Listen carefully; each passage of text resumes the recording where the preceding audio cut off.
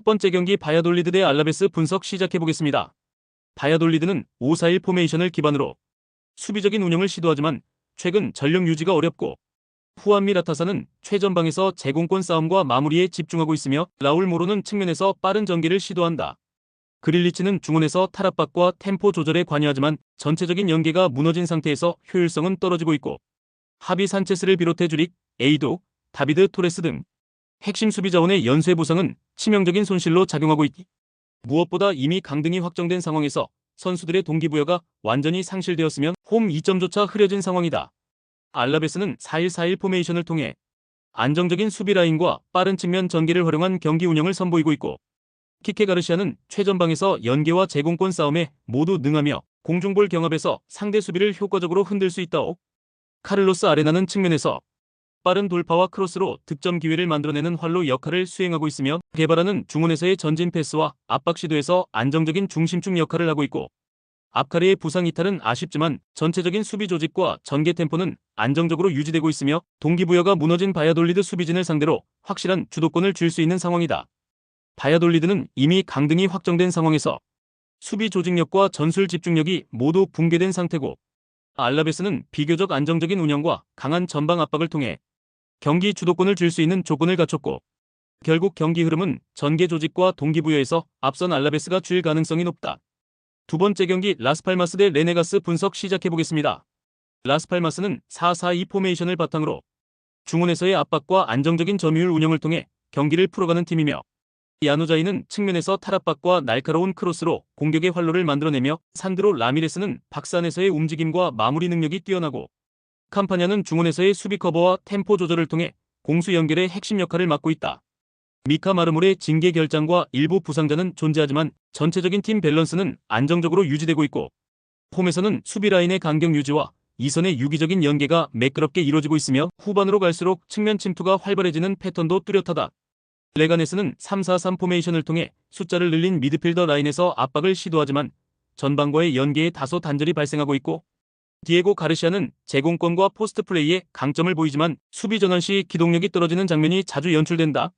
다니 라바는 빠른 드리블 돌파는 가능하지만 박스 근처에서의 결정력은 낮고 슈팅 선택의 정확성이 떨어지는 편이며 오스카 로드리게스는 중원에서의 전개 능력이 있지만 압박 회피 시 실수가 종종 발생하며 흐름이 끊기는 경우가 잦고 엘리크 프랑케사와 바리시치의 부상 이탈은 측면 수비 안정성에 큰 타격을 주고 있으며 특히 좌측 뒷공간에서 반복적인 실점 장면이 나오고 있다. 라스팔마스는 홈에서의 유기적인 전술 구조와 중원 압박으로 경기 흐름을 안정적으로 이끌 수 있는 팀이며 레가네스는 3백 시스템의 구조적 약점과 부상 이탈로 인해 수비 전환과 공간 커버에서 어려움을 겪고 있고 전체적인 경기 흐름은 라스팔마스가 주도할 가능성이 높다. 세 번째 경기 오사수나 대 에스파뇰 분석 시작해보겠습니다. 오사수나는 4-2-3-1 포메이션을 기반으로 중원에서의 압박과 짧은 패스 전개를 중심으로 경기를 풀어간다. 부디미르는 최전방에서 제공권과 마무리에 능하며 루벤 가르시아는 드리블과 연계 플레이로 박스 근처에서 기회를 만들어낸다. 아이마르 오로즈는 중원에서 템포 조절과 수비 전환에 능하며 경기 전개 리듬을 안정적으로 이끄는 중심축이며 루벤 가르시아의 부상 이탈은 아쉽지만 그 외의 전술 조직과 수비 라인의 유기적인 움직임은 유지되고 있고 특히 홈에서는 강한 전방 압박과 유기적인 간격 유지로 상대 전개를 차단하며 경기를 주도하는 경우가 많다. 에스파뇰은 5-4-1 포메이션을 바탕으로 수비 숫자를 늘리고 중원에서의 공간 봉쇄에 집중하는 팀이며 로베르토 페르난데스는 제공권 싸움과 포스트 플레이에 참여하지만 고립되는 장면이 잦고 연계가 부족하고 하비 푸아도는 측면에서 빠른 돌파를 시도하지만 공간 지원이 부족해 결정적인 장면으로 연결되지 못하고 있고 우르코 곤잘레스는 중원에서 활동량은 많지만 압박 회피 능력이 부족해 전개가 자주 끊기는 경향이 있다.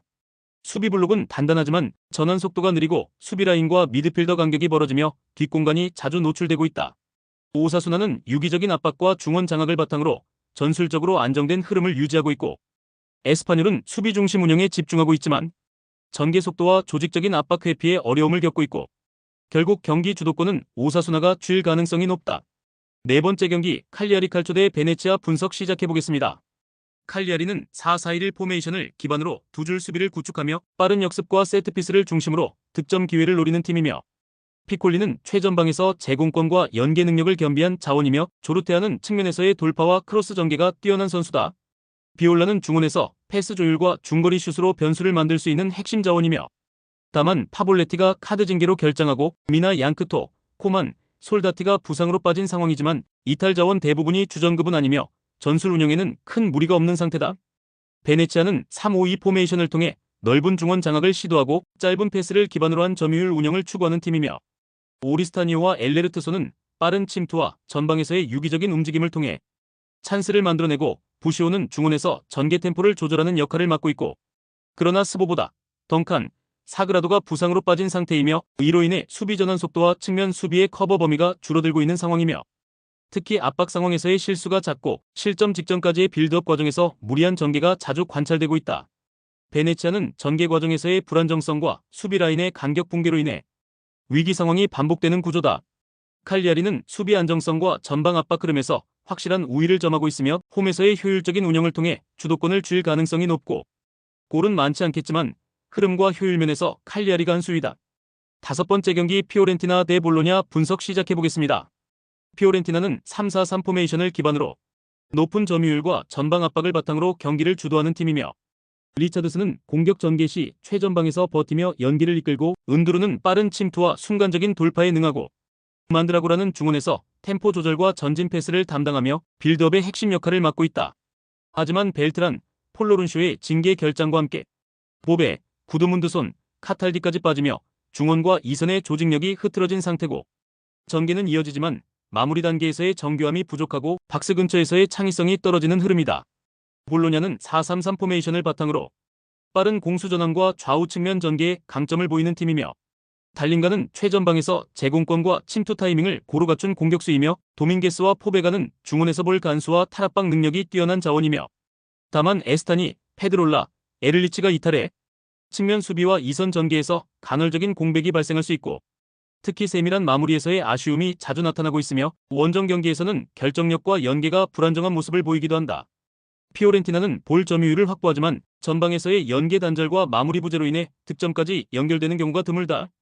볼로냐는 간헐적인 돌파와 중거리에서 위협을 만들 수 있지만 조직력 유지와 체력 부담 요소가 맞물리며 안정적 운영에 치중할 가능성이 크고 무승부에 최적화된 조심스러운 흐름이 예상된다. 여섯 번째 경기 인터밀란 대 라치오 분석 시작해보겠습니다. 인터밀란은 3-4-3 포메이션을 바탕으로 후방 빌드업과 중앙 압박 그리고 빠른 측면 전환으로 경기를 풀어가는 팀이며 타레미는 최전방에서 제공권과 연계 플레이에 강점을 보이며 잘레프스키와 아슬라니는 넓은 활동 반경으로 측면과 중원을 오가며 경기의 흐름을 조율한다. 그러나 라우타로 마르티네스, 미키타리안, 카르보니, 파바르, 프라테시가 이탈한 상황은 공격 전개의 완성도와 중원 압박 강도 모두에 영향을 주고 있고 특히 중원 조합의 불안정과 전방 마무리 라인의 공백으로 인해 전개는 이어지되 위협적인 장면이 적은 흐름이 이어질 수 있다. 라치오는 4-2-3-1 포메이션을 기반으로 점유율을 유지하며 차분하게 경기를 운영하는 스타일이며 카스텔리아노스는 움직임이 활발한 공격수이며 이삭센과 피사요 델레바시루는 이선에서 전진 패스를 통해 득점 기회를 창출한다. 다만 자카니와 펠레그리니가 카드 징계로 결장하며 측면 전개와 역습에서 날카로움이 떨어지고 있으며 수비 라인 깊이 역시 다소 불안한 모습을 보이고 있고 특히 최근 경기들에서는 마지막 마무리 단계에서 기복을 보이며 상대 박스 근처에서의 정교함이 부족한 장면이 반복되고 있다. 인터밀란은 핵심 자원 이탈로 인해 전방 파괴력이 떨어진 상황이며 라치오 역시 공격 자원의 공백으로 인해 박스 근처에서의 위협이 감소하고 있고 양팀 모두 조직력 유지를 최우선 과제로 삼을 가능성이 높으며 서로의 강점을 지워가는 흐름 속에서 승부가 쉽게 나지 않을 가능성이 높고 무득점 혹은 저득점 흐름 속 무승부 가능성이 가장 타당한 선택이다.